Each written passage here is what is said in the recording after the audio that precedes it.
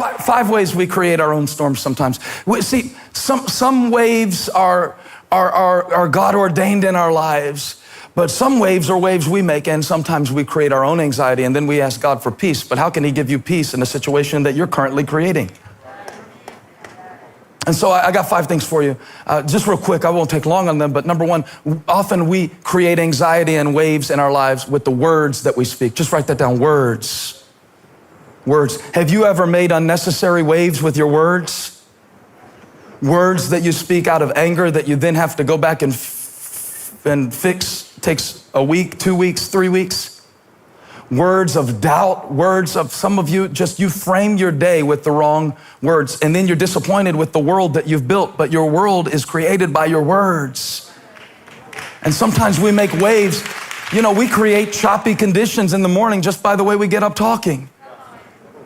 It ain't one thing, it's another. My grandmother used to say this phrase all the time. She'd say, y'all about to worry me to death. And she'd say it about anything. You know, the TV's too loud. Turn that TV down. Y'all about to worry me to death. About to worry me to death. And she was a wonderful lady, but you know what? As a result of her saying all the time, you're about to worry me to death, she was worried a lot. Because she said she wanted to be worried. We read a teaching one time in a book. It said, after anything you say in your life, don't say it if you can't follow it with this phrase, and that's just the way I want it. And that's just the way I want it. So try it out on the things you say.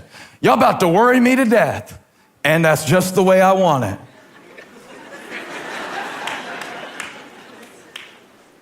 Now I'm just running around like chicken with my head cut off. I'm so stressed out. And that's just the way I want it. You got your own phrases, but the words we speak create waves of anxiety. Check your words. Number 2, your approach. Sometimes it's not what we're going through, it's the way we're going through what we're going through. Some of us live with no margin, and so we're always nervous. It's our approach. Anxious about money because we spend too much and don't make enough. No margin. It's your approach. You start your morning frustrated with people in traffic. You know there's going to be traffic. You've never adjusted the time that you get up and leave your house. Now you're wondering why your job is so stressful. Your job is not stressful. The way you got to your job was stressful because of your approach. I'm gonna help a student. Your class is not stressful. The fact that you knew about the assignment for 3 weeks before you thought to look it up, it's the approach that made it stressful. She's just so mean. She's not mean. You're just a procrastinator. You're making your own waves. Can I get a parent back me up in the house? That's the second one. The wrong voices. The wrong voices can create unnecessary and needless waves and anxiety in our lives. Can't they? Man, if you check the news or your Twitter feed on your phone before even getting up to use the bathroom in the morning, and you wonder why the outlook on life that you have is so dark, I think 24/7 news stations and news is one of the worst things that ever happened to our peace of mind as people. No offense to the media, no offense to a journalist. But I mean, I was reading through just some headlines the other day. Do you really need to understand the dynamics of every disease? Like every disease? Do you really need to understand the dynamics of every conflict in all these countries that you can't pronounce? Need to meditate? No wonder you're marinated. You're marinating in the wrong reports, the wrong voices. They'll come in and tell me from time to time about a problem in the church. And when they get to a certain point, I'll say, thanks, that's all I need to know. What am I doing? I need good information to make a good decision. But I don't need so much information that it clouds my outlook. So I can't let the wrong voices just keep on playing, keep on going. And then they said this, and then they did that, and they might do that, and it could be that. You know, at some point you just got to say, I'm creating waves by all the voices I'm listening to. I listen to depression. I watch depression. The people I hang around are depressing. I'm making my own waves. Hello. Hello. Hello. Our expectations can create waves. Sometimes you go out in your life and the anxiety that you feel is a result of the expectations of others that you created by not being willing to manage your own energy. Sometimes the anxiety we feel is because we get up in the morning and we don't expect any battles that day. And so we feel like it's a surprise attack when something hits us wrong. Why are you surprised? He said, put on the full armor of God. That suggests you're going to be in a fight. He said, take up the helmet. He said, take up the shield. He said, take up the sword. He said, you got to get dressed for battle when you get up in the morning. Don't be surprised. You need to learn to expect some storms. I think the fact that it's unexpected is often the reason it's so difficult. And then there's the master wave maker in our souls. It's called shame. Shame. Shame. You walk around anxious because you're hiding stuff. And you wonder, when are they going to find out about my secret? Or maybe because you're tormented by something that God already forgave. See, there's a difference between conviction and shame. Conviction is good. It shows you what to fix, and it gives you God's power to help fix it. Shame tells you that because of what you did, who you are is now fundamentally changed, and it makes you walk around paranoid, and it makes you walk around feeling helpless, and it makes you walk around feeling like people don't love you who do love you, and people are judging you that aren't judging you, and you got to learn where to take your shame, or it'll just rock you. Waves. And they wake Jesus up and they say, don't you see the waves? Don't you care if we die? And so, verse 39, Jesus got up, rebuked the wind and said to the waves, quiet, be still. Well, he got up and he said, quiet, be still. 3 words. Then the wind died down, and it was completely calm. And he said to his disciples, why are you so afraid? Don't you know that when I tell you we're going to the other side, we're going to get to the other side? Don't you know that I command the wind and the waves? And see, they didn't yet. They hadn't seen enough yet. They hadn't experienced enough yet. But after you've been through a few storms, it's interesting what you learn. Do you still, look at it, have no faith? And then verse 41, it says they were terrified and asked each other, who is this? Even the wind and the waves obey him. If you thought they were scared of the storm, they really freaked out when they found out that with 3 words, he could shut it off like a shower head. Whoa.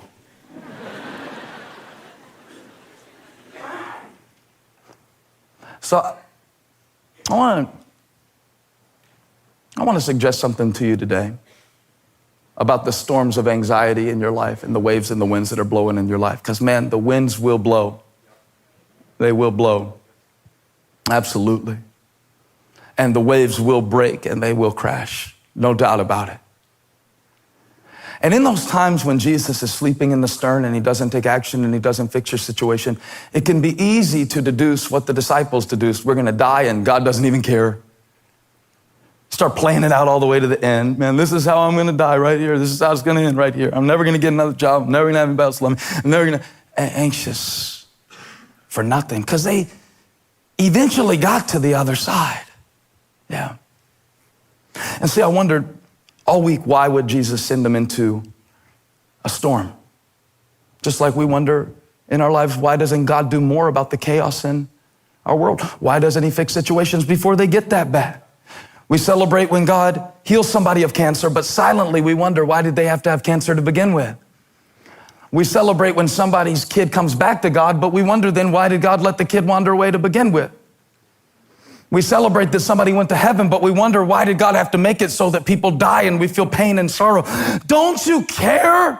And Jesus was upset about that. You know what? I don't think he was upset that they woke him up. I think they were supposed to wake him up.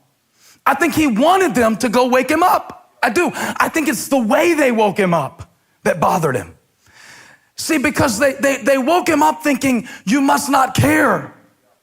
You don't care. He said in Philippians 4:6, didn't he? In everything, make your requests known to God. You're supposed to ask God. You're supposed to go down to the stern and say, Lord, I need a little help right now. Lord, this doesn't feel good. God is pushing against me. God is getting cloudy and I don't know what to think. And the sky's growing black. Would you help me, Lord? Would you come, Lord? But don't assume he doesn't care.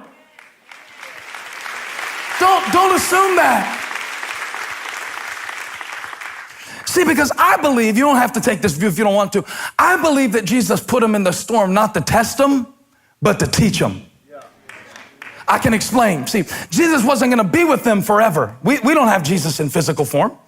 We have the Spirit of God inside of us as believers, but we don't have Jesus in our boat. What a cool picture. Just like Jesus was in the stern, the Spirit is inside of you, but we don't have Jesus anymore in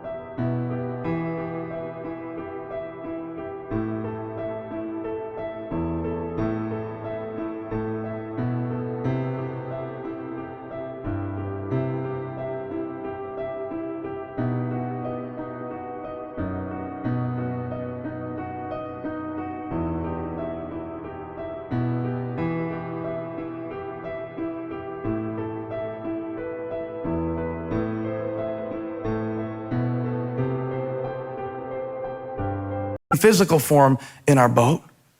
And so I think Jesus, when he stood up and he said, quiet, be still, and the wind and the waves died down. You know what I think he was doing?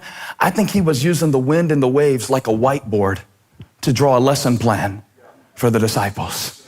Follow me, follow me, follow me. Because the real waves that take you down in your life are not the ones out there. They're the ones in here.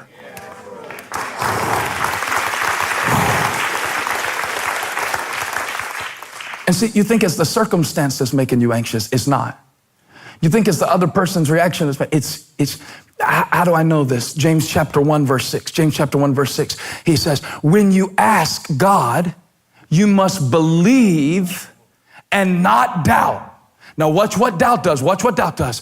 Because the one who doubts is like you see it? Like a wave of the sea, blown and tossed by the wind. That's why God lets me experience winds and waves in my life, so he can teach me to calm the wind and the waves within. See, the real waves are within. And you'll never have peace until you learn how to speak peace to the waves within. So Jesus said, watch this. He said, be still. And the waves shut up. And he said, now it's your turn. What I just did to the sea, I want you to do to your anxious heart. And the next time the winds of what if start blowing and the winds of imaginary scenarios and negative emotions start blowing, I want you to get up and wake up your faith from the stern of the ship and get out and hold up your hand and say, quiet, be still. The waves within. Come on, I'm preaching about the waves within. Because if you learn how to calm the waves within, you can ride the waves without. Ooh, I found out that if you learn how to calm the waves within, it's about the atmosphere of your heart. The waves within. The waves within. You think the problem is that God won't calm the waves without. The real problem is you haven't learned to calm the waves within. And we're going to learn how to be peace speakers to our own souls. See, I thought it was random when the order of this stuff, because Jesus, Mark chapter 4, he's talking about the sower and the soils, and then we go straight into the storm, and I couldn't figure out why Mark edited those two together. But I realized that both are about Atmosphere. Every heart has an atmosphere. I wonder today, what is the atmosphere of your heart? Can I tell you that nothing good develops in an atmosphere of anxiety? Nothing. And Jesus said, whether you're thinking about a farmer and a soil, that's the atmosphere of the earth, or a storm in the sky, you got to learn how to take command of the atmosphere of your heart. Because here's what's happening. You're creating an atmosphere of anxiety all around you because there's an atmosphere of anxiety within you. You're taking it out on people, and you're frustrated with people, and you're short with people, and you're withdrawn from people, and you're blaming people. But you got to get up and wake up your faith, Peter. Jesus said, you see what I did? Now you do it. Speak. Speak. Awaken your brave within. So here's what I do. You want to know what I do? You want to know what I do? Check this out. When the waves start in my life, first thing I do, I breathe. Physically. Some of y'all are like, yes, the breath of God. No, just I physically breathe. Do it now. You feel it? Do it again. They've suggested that the reason the Hebrew name of God is Yahweh is because the very name sounds like a breath. Yahweh. So that when you breathe, every breath is a prayer, reminding you that He's inside of you, sustaining. Just, here comes the waves, but I know how to breathe. Let everything that has breath praise the Lord. So I breathe in His grace, and then I can breathe out. Breathe. Breathe, dog. Breathe. Breathe. And then I remember. Yeah? I remember that He told me we're going to the other side. I remember that, like, He started this. I tell God all the time that. You started this. And so I remember, like David did when he was standing before Goliath. Wait a minute, just like the lion and the bear, God's about to take this joker down too. Breathe. And then remember, trigger something in your mind that reminds you of the faithfulness of God. Watch the waves die down. Yeah. And then I ask. He said, make your request known to God. Lord, will you help me here? I'm up on a choppy sea. I just got a report about my mother's health. Lord, they just did that thing again that you know sends me off in that direction. Help, Lord.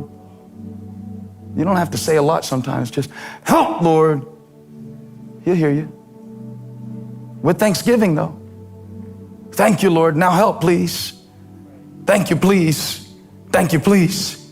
Get in that rhythm of asking. Ask and it'll be given to you. Seek and you'll find. Knock and the door will be open. I ask and I visualize, because the storms can wreck your visibility, can't they? It can cause you to lose sight of everything God's put around you, and you can't see anything but what's flashing right in front of you. So I ask, and then I open the eyes of my heart and I try to get an awareness of, hey, look, God is here. Hey, look, there is strength. Hey, look, I am standing. Hey, look, there is help. Hey, I see you now, Lord. I have opened the eyes of my heart. And then you got to elevate. You got to elevate. I found out that, you're going to love this if you're a nerd, atmospheric pressure gets less as elevation increases. Think about that spiritually speaking. Think about that spiritually speaking. Something hangs heavy over your life, and you can't make what's hanging over you less heavy. But you can get up higher in your perspective if you will elevate and worship God and lift your hands and begin to praise Him in the storm. Yeah.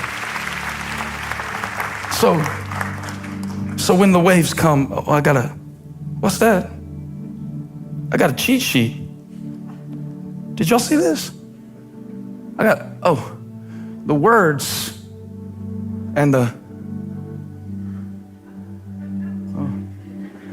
approach and the voices. Remember we talked about these? Just like 25 minutes ago. And the expectations and the shame, that's the waves. When the waves come, you didn't know I was smelling anything. I snuck it in. I'm tricky. When the waves come, hope I need to check this wave and see if I made it or if God made it. Okay. Okay, here comes the wave, but watch this. Just as soon as the wave comes, breathe. Remember, ask, visualize, elevate. Oh, that's the brave. Oh, so come here, Huey. Hold my mic. So here it is in the series. When the waves come, because they will, get your brave stirred up in your spirit and wake up your faith in the stern of the ship. And when the waves come, because they will, here comes fear, here comes panic, here comes dread, here comes embarrassment, here come words, here come actions, here come voices, here come expectations, here comes shame, but here comes brave. And my God has given me the breath of life, and His Spirit is stronger than any storm. I'm pushing back waves. Come on, lift your hands. Lift your hand. Worship pushes back waves. Let the wind blow. There's a stronger wind called worship. Elevate your praise. Hey, thanks for watching. Make sure to click the subscribe button on your screen so we can notify you whenever we release new content. Go ahead and subscribe now. I'll see you next time.